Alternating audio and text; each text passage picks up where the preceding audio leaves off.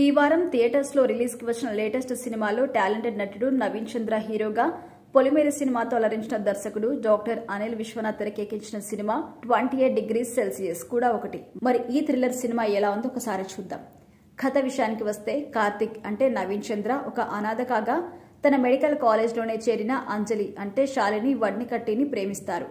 ఇద్దరు ఒకరిని ఒకరు ప్రేమించుకున్నాక అంజలి ఇంట్లో వారి పెళ్లికి ఒప్పుకోకపోవడంతో ఇద్దరు రిజిస్టర్ పెళ్లి చేసుకుంటారు. అయితే ఇద్దరు వైద్య వృత్తిలోనే ఉన్నప్పటికీ అంజలికి ఉన్న సమస్య మూలాన ఆమె కేవలం 28 degrees Celsius ఉష్ణోగ్రత దగ్గర మాత్రమే ఉండాల్సి వస్తుంది. తాను ఎంతగానో ప్రేమించిన అమ్మాయి విషయంలో కార్తిక్ ఎలాంటి జాగ్రత్తలు తీసుకున్నాడు?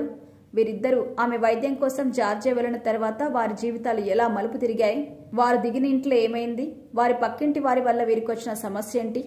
చివరికి అంజలి ఏమైంది? కార్తిక్ ఏమవుతాడు అనేది ఈ సినిమాలో మిగిలిన కథ.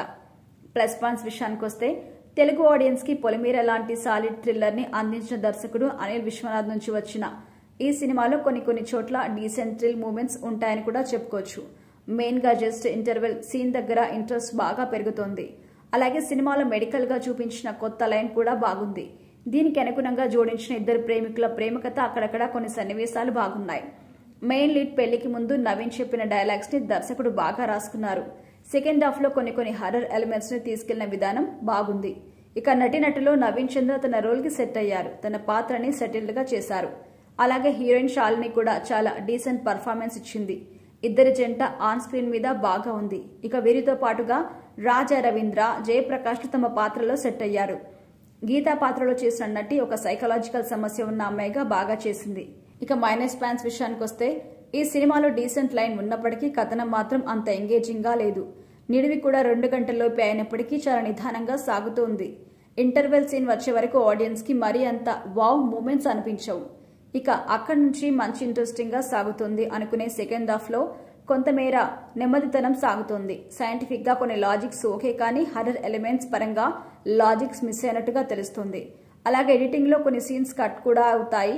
వాటిని ఒక ప్రశ్నగా అనిపిస్తాయి. అయితే వీటితో పాటుగా ఒక సమయంలో కథన ఊహాజనితంగానే సాగుతుంది. అలాగే హీరోయిన్ బెటర్ చాయిస్ ని ట్రై చేయాల్సింది. ఆమె వెస్టర్న్ కాస్ట్యూమ్ లో సెట్ అయింది, కానీ తెలుగు అమ్మాయిలా సెట్ కాలేదు. ఇంకా వైవా, హర్ష, ప్రియదర్శి లాంటి వారు ఉన్నారు తప్పితే వారి మీద పెద్దగా సీన్స్ అయితే ఏం లేవు. ఇక సాంకేతిక వర్గం పనితీరు విషయానికి వస్తే, ఈ సినిమాలో నిర్మాణ విలువలు మాత్రం బాగున్నాయి. శ్రీచరణ్ పాకాల ఇచ్చిన స్కోర్ కొన్ని సందర్భాల్లో బాగుంది. వంశీ పచ్చిపులుసు సినిమాటోగ్రఫీ బాగుంది. ఎడిటర్ గ్యారీ బిహెచ్ పనితనం కూడా కొన్ని చోట్ల మిస్ అయింది. ఇక దర్శకుడు డాక్టర్ అనిల్ విశ్వనాథ్ విషయానికి వస్తే, తాను సైన్స్, హర్రర్ ఎలిమెంట్స్ తో కలిపి లవ్ స్టోరీని మిక్స్ చేశారు. కానీ పూర్తి స్థాయిలో కథనం మాత్రం ఇంట్రెస్టింగ్ గా లేదు. ఇంకా కొంచెం మెయిన్ కాన్సెప్ట్ పై వర్క్ చేయాల్సి ఉంది.